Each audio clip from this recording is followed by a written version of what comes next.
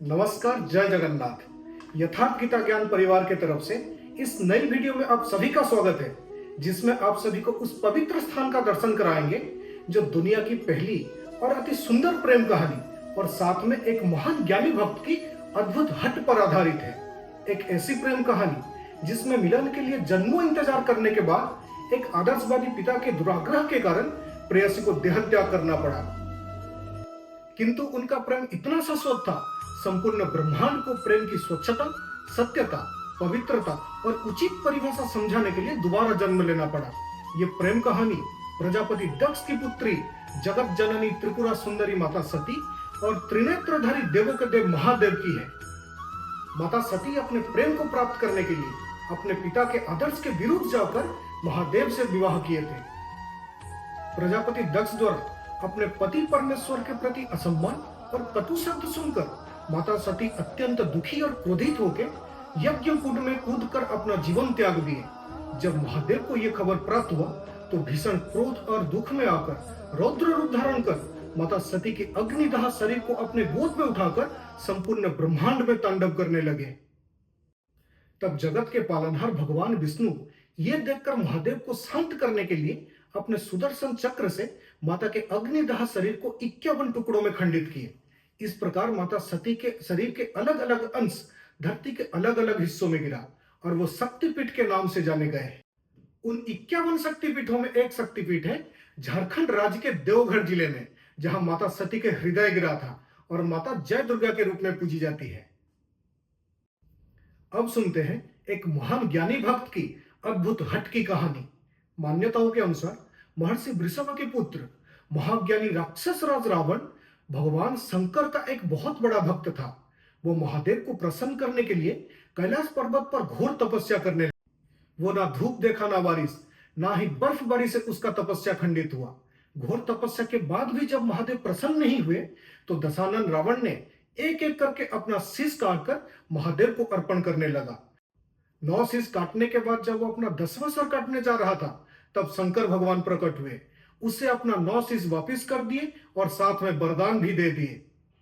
रावण ने वरदान में शंकर भगवान को अपने साथ कैलाश में वास करने का वर मांगा तो भगवान शंकर ने उसे तथास्तु बोलकर अपना कामना लिंग उसे प्रदान कर दिए और साथ में एक शर्त भी रखे कि वो इस कामना लिंग को कैलाश से लेकर सीधा लंका में ही स्थापित करे। अगर वो इस लिंग को धरती पे कहीं पर भी रखेगा, ये लिंग वहीं पर स्थापित हो जाएगा। महादेव की इस वरदान से सारे देवताओं में भय का संचार होने लगा था, क्योंकि अगर राक्षस राज रावण कामना लिंग को अपने साथ लंका ले जाएगा तो वो संपूर्ण ब्रह्मांड में प्रलय मचा सकता था।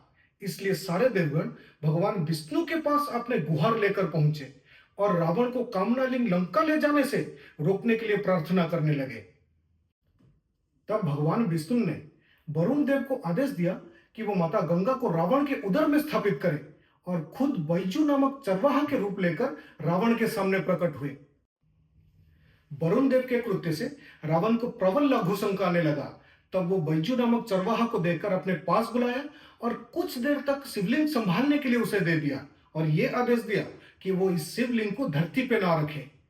किंतु माता गंगा रावण के उदर में रहने के कारण रावण बहुत देर तक लघु शंका में मग्न रहा और इधर भगवान विष्णु ने कामना लिंग को धरती पे रख दिए। तो इस प्रकार कामना लिंग देवघर की पावन धरती पर स्थापित हो गया। रावण लौट कर देखा तो लिंग स्थापित हो चुका था। वो लिंग को धरती से उखाड़ने की बहुत कोशिश किया पर कोई लाभ नहीं मिला। अंततः वो लिंग पर अपना अंगूठा दबाकर वापस लंका लौट गया। फिर भगवान विष्णु ब्रह्मा सहित सभी देवी देवताएं वहां आकर महादेव का दर्शन करके पूजा अर्चना आरंभ करने लगे। महादेव का एक नाम है बैद्यनाथ और बैजू चरवाहा के नाम पर उसे बैद्यनाथ धाम या बैजनाथ धाम कहने लगे। ये शंकर भगवान का 12 ज्योतिर्लिंगों में से एक ज्योतिर्लिंग है और ये एकलौता ज्योतिर्लिंग है जहां मंदिर के ऊपर त्रिशूल की जगह पंचशूल स्थापित है। ये धाम एक सिद्ध पीठ भी है क्योंकि यहाँ बाबा के ज्योतिर्लिंग के साथ माता का शक्तिपीठ भी है। यहाँ सारे भक्तों के मनोकामना पूर्ण होते हैं। बैद्यनाथ धाम का दर्शन इस मानव जीवन की एक बहुत बड़ी उपलब्धि है। रावण के लघु शंका के कारण यहाँ एक तालाब उत्पन्न हो गया था। मान्यताओं के अनुसार उस तालाब में गंगा माता प्रवाहित होती है। वो शिव गंगा के नाम से प्रसिद्ध है। ये जगह अत्यंत पवित्र है और जीवन काल में एक बार यहाँ जाकर भोले बाबा और माता का दर्शन करना आत्मा को शुद्ध कर सकता है। बैद्यनाथ धाम से थोड़ी सी दूर में है बासुकीनाथ धाम। कहा जाता है कि समुद्र मंथन के समय बासुकीनाग को मंदार पर्वत पर लपेटकर रस्सी की तरह व्यवहार किया गया था। समुद्र मंथन से पहले बासुकीनाग ने इसी स्थान पर महादेव की पूजा कर आशीर्वाद प्राप्त किए थे। ये जगह अत्यंत सकारात्मक शक्ति से भरा हुआ है। यहाँ मन और आत्मा दोनों पवित्र हो जाते हैं।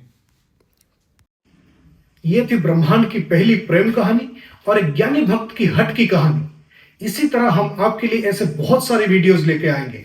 हम आशा करते हैं कि ये वीडियो आपको बहुत ज्यादा पसंद, तो जल्दी से इस चैनल को सब्सक्राइब करके बेल आइकन को दबा दीजिए और जुड़े रहिए हमारे साथ हर रोज एक नया आत्मज्ञान के लिए।